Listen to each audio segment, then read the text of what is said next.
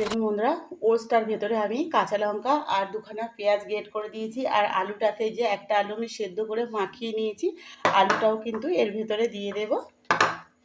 একটা মিট মশলার প্যাকেট, 1 থেকে 1.5 চামচের মতন চাট মশলা দিয়ে দিলাম আমি।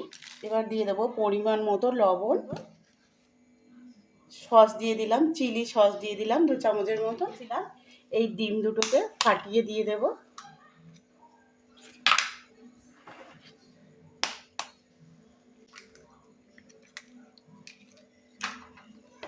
দুখানা ডিমও আমি ফাটিয়ে দিয়েছি। এর ভেতরে মতন সরষের তেল,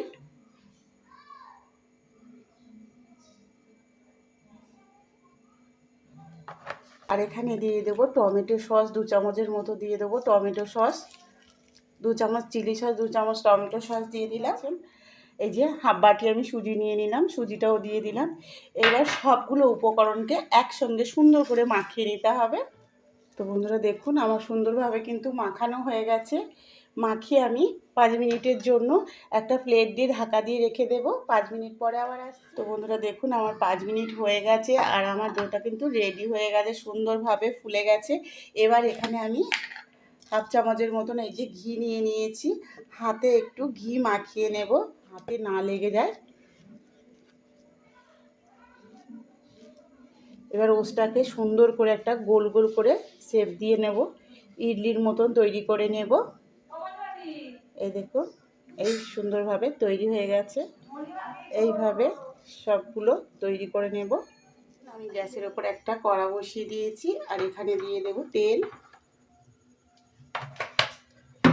এখানে আমি 2 চামচের মতন তেল দিয়ে দিয়েছি। তেলটাকে ভালো করে গরম করে নেব।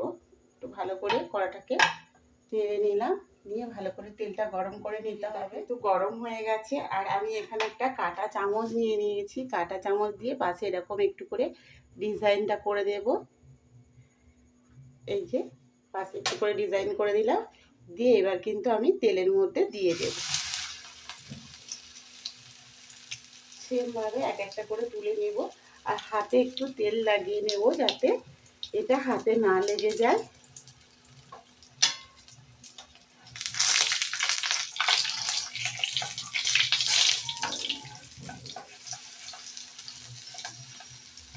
সুন্দর করে এপার ওপার করে ভালো করে আমি ভেজে নেব।